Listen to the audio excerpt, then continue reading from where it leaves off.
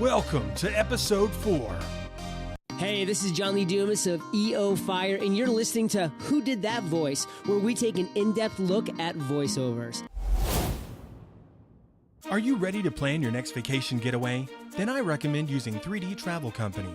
They are more powerful than pixie dust, more fantastic than flu powder, and they never charge a fee. Whether you're booking a Disney or Universal vacation, a relaxing cruise, or a luxury trip overseas, you'll experience concierge-level service unmatched by any agency. From the moment you submit a complimentary quote request or inquiry on their website at www.3dtravelcompany.com, you'll find out what it means to be pampered by the best in the business. That's 3, the letter D, travelcompany.com. And tell them Trenton sent you. Welcome to Who Did That Voice, the show where we take an in-depth look at voiceover. And now, here's your host, Trenton Larkin. Hello everyone, and welcome to another episode of Who Did That Voice. Today on the show, we have Daniel Ross with us. Daniel, welcome to the show. Wait, it's another show? I was still listening to the last show. How you doing, man? I'm doing great, Daniel. How are you, sir? I am fantastic. Thank you so much for having me. Oh, it's our pleasure to have you today. Well, Daniel, the first thing we always like to do when we have a guest on the show is just get a little bit of a brief story of who they are. To answer your question, a little bit about me. I am an actor, film producer, and voice actor, as I mentioned, originally from the East Coast, in an area that we fondly call the DMV, which is DC, Maryland, Virginia. That whole area, not the Department of Motor Vehicles, as some people get it. Again, started out as a struggling actor working on independent films, your typical schlocky B horror sci-fi movies, and eventually I decided in order to facilitate that acting, I would need to step behind the camera, and since that time I've produced 9 films. 3 of which were some of my favorites. My very first one, Ninjas vs. Zombies, followed by Ninjas vs. Vampires, and the most recent one, Ninjas vs. Monsters. I wonder if you can tell who won the previous 2 movies. They were lots of fun, and right now we just released Trek Off, the motion picture, which is based on a potty-mouthed Star Trek podcast by my friend and good associate Justin Tim Payne and Alexia Poe. Their combination is fantastic, and if you watch the movie right now on Amazon Prime streaming for free, you can check it out. The other one, real quick, am I allowed to say naughty words on this podcast? We do try to keep those to a 0 balance. Very good, very good. I will abbreviate. So the title of the other film, which is coming out, is You're Effing Dead. Yes, that's the name of the title. And it's a grindhouse thriller, and I was very pleased to see that it turned out well. We just premiered those a couple weeks back in Maryland to great reception, so we're very excited to see how those both play on the market. But yeah, so film producer, and I got into voice acting when I was very young. I always would come home and imitate my teachers and my neighbors, and I would entertain my parents and my family to no ends, probably to the point of them slipping Valium in my food or something like that. They didn't do that. They didn't do that. But yeah, I was always very much into doing voices and silly characters. And it was only probably 8 years ago that I really discovered that I could do that, and someone would pay me for it, and I could make money. Yeah, so I started dabbling as I was a huge Transformers fan. I started dabbling into some of the fan dubs, and we had dubbed over some of the Japanese versions of the Transformers cartoons. And, I kept getting used and really enjoyed the process. And eventually I heard that they were making a Transformers movie, and I said to myself, man, I could combine 2 of the things that I love the most, voice acting and Transformers. This would be amazeballs. So I took the opportunity. I made a comic book. I sent it to Steven Spielberg, Michael Bay, and pretty much everybody that I possibly could. And eventually I got an audition, which was unprecedented considering I was still in Maryland at the time. And I did that. Activision got a hold of me and said, "Hey, would you like to be the voice of Starscream?" And I said, "Yeah, I would. Okay, that would be good. Thank you, peoples. Nice peoples."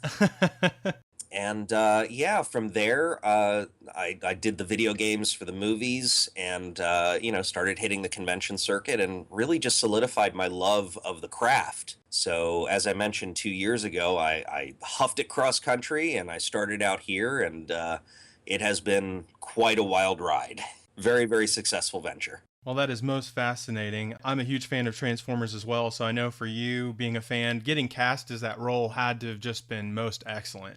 Oh my gosh! And let me tell you something too. I was telling a very personal story out here at the Hollywood Improv, after show with a bunch of other voice actors, and there's this girl who's crying across from me as I'm telling this story, and I couldn't figure out why she was crying, but it was about Chris Latta, who was the original voice of Starscream. So, I'm telling this story about something that happened in interaction with a fan, and this girl is crying, and someone leans in and says, "Hey, you know who that is, right?" I'm like, "No, who's that?" "Oh, that's Abby. That's Chris's daughter." And we hugged it out, and we had a moment, and we've been friends ever since. So, yeah, those kinds of moments happen out here, where you meet the family of your childhood heroes and somehow later in life become part of that. And it's really, really interesting and lovely. Wow, that's a really, really sweet story, man. That's pretty awesome. She's going to listen to this and be like, Daniel. I'm sure she would. Oh, well, that would be great if she does listen to it. I hope she does. So I'm going to have to point it her way. Awesome. Awesome. Maybe we'll get her on here. Hey, you never know, man. She's an actress as well. Well, that would be, hey, pass it on. I shall. Well, I know you were cast as Starscream, as you'd previously mentioned, and I also know you were cast as Hound in the Transformers game as well. That's correct. Hound and Mixmaster. And Mixmaster. Excellent. And Mixmaster. An interesting story about that recording session. When I got the part, I auditioned for, they wanted, your traditional Chris Latta Starscream, Decepticons attack! They wanted that, and they wanted something a little bit more demonic. So I kind of referenced Tarantulas a little bit from Beast Wars Transformers, Alec Willows, who is very much in here, and, all over the place. So I kind of combined the two, and Starscream ended up sounding like this. When I got to the studio, Carl Weathers was my director, Apollo Creed from the Rocky movies. And he says to me, "Daniel, I'd really let's just do a light British accent." And I said, so wait a minute. You're telling me you want Starscream to sound like this? Perfect. That's what we want. I broke out in such a sweat. Oh my gosh. Cause as a fan, I'm like, no, I can't do that. The fans will kill me and I'd be very dissatisfied. So we kind of figured it out on the spot, and ultimately the voice that we came up with is what worked. And I was fairly pleased with it. It was not an imitation of what came before. It was something new, and it felt right, given the circumstances. So I was very happy with that. Hound and Mixmaster, I believe, were exclusive to the PSP versions of the video game. I've never seen a clip of Mixmaster from the game. It was a boss fight, I think, and they wanted him to sound like Mike Tyson. So Mixmaster sounded a little bit more like this, with that lift, and we're gonna kick some Autobot butt. So certainly a departure from the Generation 1 voice. But no, I've not seen any animatics with it yet, or anything of the sort. I never played the PSP version, so I couldn't tell you. Well, that's awesome that you were able to, get to play so many of the different roles for that. As being a fan, I know that had to be very amazing for you. So. It was incredible. I mean, it was unprecedented for me, and it was such a move, a paradigm shift from being somebody who's doing these dubs to doing something official, let alone such a magnificent and well-known character. So I was grateful for the experience, and, it's been 8 years now since the original came out. I still have people who recognize the voice and who love the game and, ask me, hey, when are you doing something else for Transformers? And I have to answer by going, when my agent tells me. Well, you just got to take them when they come, right? Exactly, exactly. Well, Daniel, I know that you had become involved with, I believe it was your first credited video game, Runway 2 Dream of the Turtle. How did you become involved with that project initially? How do you know so many things? The internet. Oh, the internet foils me again. Um, yeah, Runaway 2, Dream of the Turtle, that was a game that I did. I was cast by Lonnie Minella, who is a fellow voice actress out here. She runs a company called Audio Gods, and she cast me for Runaway 2. She also cast me for Dungeons and Dragons Neverwinter, which I played a whole slew of characters. And yeah, it was a fun experience. I got to play an Aussie, for that one, and played this character called Knife, and some crazy guy as well, and Leslie was his name. Oh, my colonel, and it was a really fun experience. I think we did probably 2 sessions on that one. And that was it, and then it was out. That is most excellent, man. That sounds very fascinating. I know it sounds like when you get to play multiple characters on a project, it just makes it that much more interesting for you as the actor. Oh, it is absolutely part of the joy of being an actor is a level of escapism. Being able to be silly and also challenging yourself. Much like any other job, people like to be challenged. This is one of those situations where I get to do it most of the time, and it's so much fun. It's so much fun. And most of the time, given the contracts that we typically work, we're allowed to do a certain number of additional voices without the company having to pay anything additional. So that's always a plus. In some circumstances, you get a little bit of a bump, but sometimes it's, I think like up to 4 hours and up to 3 voices. For the same price. So we'll get our exercise on that front. Absolutely. The vocal exercise there. Yes. So Daniel, I know with your involvement in gaming and stuff, I know you also in 2012 had the, distinguished honor of being in Neverwinter, which I have a lot of gaming friends and I've been told that they love Neverwinter. And how did you become involved with that project? Well, much like Runaway 2, Lonnie Minella cast me and thought that it would be a good project for me to work on. And I was very grateful for the experience to jump on that because I know what a huge property that is. And I know how many people have played it. And it's really exciting to be able to be a part of something like that and bring people enjoyment. I must admit, I've never played Neverwinter. I don't have the time, unfortunately, but it seems like it was a lot of fun, and the characters were a lot of fun, and I just hope that people enjoyed it. Most definitely. I've heard a lot of wonderful things about it I've got friends that are more hardcore gamers than I am. I just don't, like you, have the time to invest in games as much as I'd like to, but I've heard a lot of really good things about Neverwinter. So that's fascinating that you were able to be a part of that. I agree completely. And to any of your listeners who have played that game, thank you. Daniel, when you ended up getting into voiceover work, did you ever imagine the diverse ways in which your voice might one day be used? No, absolutely not. Voice acting is not something that I anticipated getting into. I've always been interested in on-camera acting, and that brought me to producing, that brought me to writing, all to facilitate me being on camera. And the fact of the matter was, because I would impersonate my teachers and people, and I would listen to the cadence of other people's voices, and I would be fascinated by that. It just never occurred to me that that was a vocation until a certain point when I started watching Beast Wars Transformers and was amazed by that voice cast. The diversity in the voices, the complexity of the characters in a kid show just really blew me away. And I found myself imitating these characters and then going to the conventions and meeting these people. Scott McNeil was a huge inspiration for me. David Sobolov, who's been my friend for over a decade now, also a huge mentor and inspiration. Gary Chalk, David Kay, just so many amazing people that came out of that franchise that I now work with and call friend. I never would have anticipated this. I'm grateful for it. I'm making a living doing it, and it's fun, and you get to, influence people in a positive way. I'm very aware that fandom is an escape. from the outside world in many respects, and to be able to be the voice of something for somebody out there that is their escape is just really gratifying. So I love voiceover. I can't wait to do this for the rest of my life.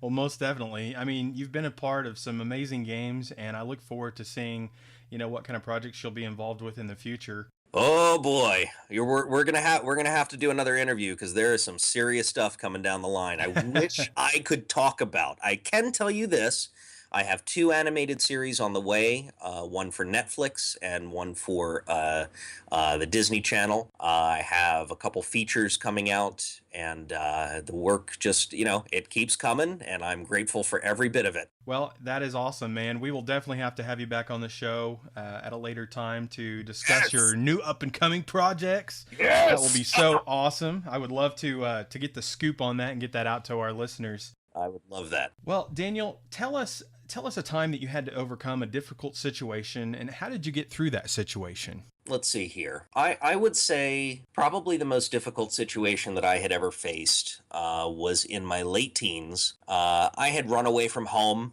I was homeless for a few months.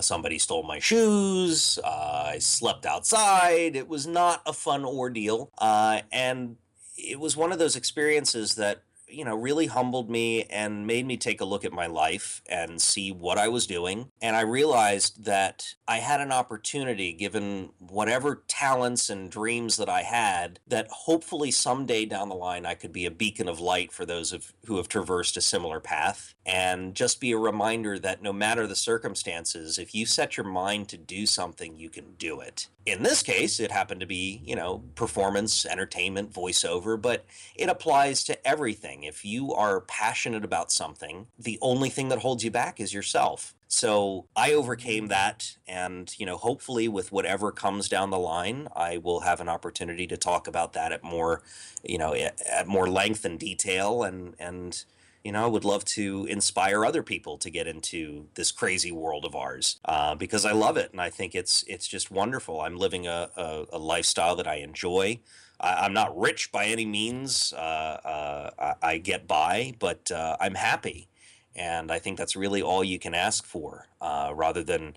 I used to slave at a regular 9 to 5. In fact, before I really started to get some credits out here, I was working overnight, pushing product from trucks and managing logistics, and 10 p.m. to 8 a.m. every single day, and then going out and doing auditions and going out and networking and everything that I could possibly do to facilitate this career. And all that hard work paid off. Does it happen right when you want it to? No. Sometimes it takes time, but I hope that the message of my career, whatever success that I've had, can be that message to other people that you can do it. If you really want to do something, you can do it. Well, that's amazing to hear how you persevered through all of those situations, being homeless and losing your shoes. And it sounds like you've been extremely blessed to be where you are today. Look, man, I count my blessings every single day, and I'll tell you something else. I look for coincidence to remind me that I'm on the right path, so to speak. I don't want to get religious or anything of the sort, but if you look for happy coincidences, things that happen that lead you to other things, you'll find a better sense of purpose in your life. And I think that's what I've been able to do, and that's what helps me keep my head up. So that's where it stands right now, and I'm just happy to be here. Absolutely. We're glad to have you. I mean, Oh, thank that you. story was most excellent. And, you talked about inspiring people, and this show is not just to share the passions of voiceover behind the scenes and to get to know the actors and the individuals that make this happen, but you talked about inspiring people. And this show, I want to, to help people be educated, inspired, and motivated. And I think the story you told us of overcoming your struggles in life is exactly what people need to hear, so they can understand that voice actors are just everyday people, just like the listeners on this show, and that, like you said, if they dream it hard enough, if they pursue it hard enough, anything can happen. Exactly. I'll put a button on that for you. I was at a convention, making an appearance as a guest, and there was a girl who threw her arms around me, was giving me kisses on the cheek, and was talking up a storm, showing me drawings, and just was a lovely young lady. And I saw her mother behind her crying her eyes out, and I couldn't figure the situation out. When she was done, she moved on to the next guest, and the mother came over and threw her arms around me and gave me a big hug and said, "I don't know who you are, I don't know what you do, but my daughter is autistic and hasn't spoken in 5 years. Thank you." Oh, wow. That is unbelievably fascinating. That was the moment that I realized the impact of what we do as voiceover people. We do it for fun. We do it to get paid and be silly, and it has such a resonating impact. So I'm very passionate about the fact that voiceover and animation and video games have such a tremendous impact on people's lives, and I couldn't be happier to be such a small part of that to a degree. Well, thank you so much for sharing that story with us. That is so fascinating. I'm sure that young lady's life was changed in ways that, go beyond words. I hope so. I hope so. Well, speaking of all the trials and tribulations you've gone through and the struggles in life, do you have any motivational or inspirational quotes that kind of help you get through the day or through your life? Oh, yes. Oh, yes. Very long time ago in a galaxy far, far away, I had auditioned for the role of Robin in Batman Forever. Oh, wow. They were doing a cattle call in Washington, D.C., and I made it through the first round, I made it through the second round, and I got to meet the casting director, Molly Finn, from Warner Brothers at the time. And it got to the point where they recorded me for Joel Schumacher, and they were going for a much younger Robin, I guess, at the time, before Chris O'Donnell was brought in to do the role. And she leaned in after my audition and she said, "Daniel, I always want you to remember this. It's the squeaky wheel that gets the grease. Always remember that." And of course, I'm a little, I'm 13 at the time. I'm like, "Okay, yeah, thanks." But that really stuck with me. It really, really stuck with me. And it basically meant that you have to make noise. If you want something, you have to go after it. And the idea of that has really fueled my career and basically anything that I do in life. If I want something, I'm going to pursue it to the fullest of my capabilities. And, that's the direction. That's my quote for you. Daniel, thank you so much for sharing those inspirational words with us. Side note, that's crazy. I had no clue you were able to be part of that whole Batman Robin process. That's crazy. It was so much fun, and it was so exciting. I mean, again, I was 13 years old, and you were supposed to be 14 to audition. I don't know what the specific requirement was, but when Molly asked me, she's like, "How old are you?" I went 14. And she said, "How old are you really?" And I said, 13. She said, "Okay, next round." I'm like, "Wait, what?" "You're rewarding me for breaking the rules?" So how old was Chris O'Donnell when he did the role? Because he much wasn't older, 14. much older. Obviously, they changed the role. I think what they were going for was a flashback to a younger Robin. Oh, okay. A street smart kid or something like that. I wasn't really privy to the script or anything like that. Most of what we did was improv, but that's what I extrapolated from it. Daniel, what advice would you give to someone who's interested in joining the voiceover industry? Advice. So this is a mixed bag because I always come from a place of encouragement. I want people to investigate things that interest them. I want people to pursue things that they enjoy. But there is a reality to the voiceover world that not a lot of people talk about, and that is that there is a financial obligation. You need equipment. You need to better yourself. You need to take workshops. You need to coach with industry professionals. You can do voiceover from anywhere in the world through voiceover IP sites. The internet has opened up such a tremendous marketplace. But if you're really interested in it, you got to move to where voiceover is happening. And realistically, that's here in Los Angeles. If you're Canadian, up in Vancouver, even New York, to a certain degree in the U.S. is a great spot to begin that process. But you have to be there. You have to give good face, as some people put it. You have to be able to meet in person. You have to be able to audition in person. And this is for the big stuff. If you're looking at, small commercials, radio work, TV spots, you can do that pretty much from anywhere. But if animation is what you're passionate about and really interested in getting into, you have to be where the action is, and that requires a huge commitment, not only in time, but money, uh, blood, sweat, and tears. I mean it. It really takes a lot to get you where you need to go. Because here's the reality of it. You have a great voice. You have an arsenal of character voices at your disposal. Well, there's probably 100 to 200 people out here who do the exact same thing. So what makes you better? You have to figure that out. And that takes time, patience, as I said, money, and perseverance. So if you're willing to put in all those things and spend the time, voiceover is a wonderful, wonderful job to break into and very rewarding. Well, thank you so much for sharing that with us, Daniel.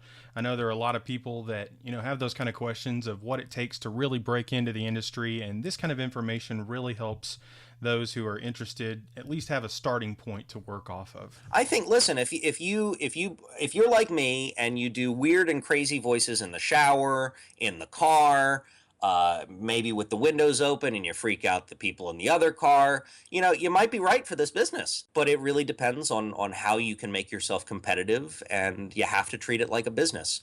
So if you've got a creative streak in you, if you've got a couple crazy, quirky voices in your arsenal and you're curious about it, absolutely, I would encourage you to look into it, do your research. In fact, there is a website created by D. Bradley Baker, a wonderful resource called iwanttobeavoiceactor.com. And if you go there, from beginner to intermediate to advanced, it's all free, and he gives you pretty much a lifetime's experience of information. So if you're curious, go check it out. iwanttobeavoiceactor.com. Well, Daniel, do you have a website yourself in which people can contact you should they require your voiceover services? Oh, absolutely. You can reach out to me at actordanielross.com. In fact, if you want to find me on social media, you can find me across all platforms as Actor Daniel Ross. So yeah, please reach out to me. I'd love to hear from you. And if you're interested in voiceover, I'd love to hear your story about how you're getting into it. So yeah, please do find me and let's start a conversation. Most excellent. Thank you so much for that information. Hopefully some people will come your way from listening to this show and have some potential work for you lined up. That would be fantastic. And once again, if I may, if you like Star Trek and you like potty language, please do check out Trek Off the Motion Picture on Amazon Prime streaming, which is free, or you can rent it. I think it's $2.99, and you can buy it if you're so inclined. It's an hour and a half of geeky goodness, and I hope you enjoy it. Well, thank you for sharing that with us, Daniel. I have a couple of quick questions for you. Yes. What is your favorite cartoon character and why? Oh my goodness. Oh, why would you do this to me? I'm a big fan of, Homer Simpson, Peter Griffin, the patriarchs of these crazy, silly families on TV. Bugs Bunny. Gosh, Mel Blanc is one of my biggest heroes. Clarence Ducky Nash, who was the original voice of Donald Duck. Oh, man. Joe Alasky, who just passed away not long ago. Yeah, that was sad. The voice of Daffy and so many others. Yeah, it's really impossible for me to give you a favorite. I'm such a cartoon junkie, especially from the 80s. I mean, Transformers, Peter Cullen, Frank Welker, Optimus Prime, and Megatron. Man, don't make me do it. Well, if you have more than one, that's absolutely okay. I have way more than one, and if I picked one, then that character would be mad at me. Daffy Duck would be like, "You're despicable," and then that would be game over. Well, I totally understand that, man. I have a multitude of cartoons that I'm fascinated with as well. Speaking of cartoons, what is your favorite Disney movie and why? Oh, are we talking animated? You can anything that Disney's done, preferably in the animated or CGI like Pixar and everything. Oh man, I'm a big fan of the older Disney movies, Bedknobs and Broomsticks, Mary Poppins. Those are just some of my favorites. Every time I see Dick Van Dyke on something, he just brings such a big smile to my face. Julie Andrews was spectacular as Mary Poppins, and Jeez. I mean, Angela Lansbury and Bedknobs and Broomsticks, one of my favorites of all time. I think animated, it would have to be, it's a tie between Beauty and the Beast and Aladdin. Those are both excellent choices in animation. I love the feel of Beauty and the Beast. I loved the characters in Aladdin. Both were very, very strong stories, and I appreciated them. I'm a little miffed that Disney is remaking a live-action version of Beauty and the Beast, but, you know, it seems like they're taking cues from the animated movie, so I don't feel as bad. I'll be looking forward to seeing it regardless. Daniel, thank you so much for being on the show today. It was a pleasure having you, sir. Trenton, thank you so much for having me. I look forward to checking back with you guys next year, maybe by the summertime, as some of my bigger credits will be coming out, and we can have a conversation about those. Yeah, we would absolutely love to have you back on the show. You're gonna look back on this interview and be like, you were holding out on us. Well, Daniel, thank you so much for being on the show today. Would you mind just closing us out? Maybe give us a little Starscream or... Oh, it was my pleasure. Absolutely. Let's see here. Decepticons, this is Starscream. I want you to listen in to the Who Did That Voice podcast with Trenton Larkin. Do it under pain of death. And listen to Daniel Ross. He's a very nice fellow.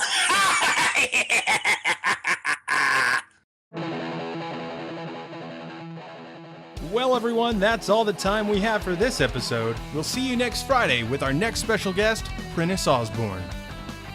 Hey, are you ready to win some awesome prizes? Each week, one lucky listener will have the chance to become the winner of our giveaway. All you have to do is like our Facebook page or follow us on Twitter. Enter hashtag plus the special word of the week for your chance to win. Today's special word of the week is hashtag Decepticons. Thank you for joining us today. We'll see you next time for more discoveries on Who Did That Voice.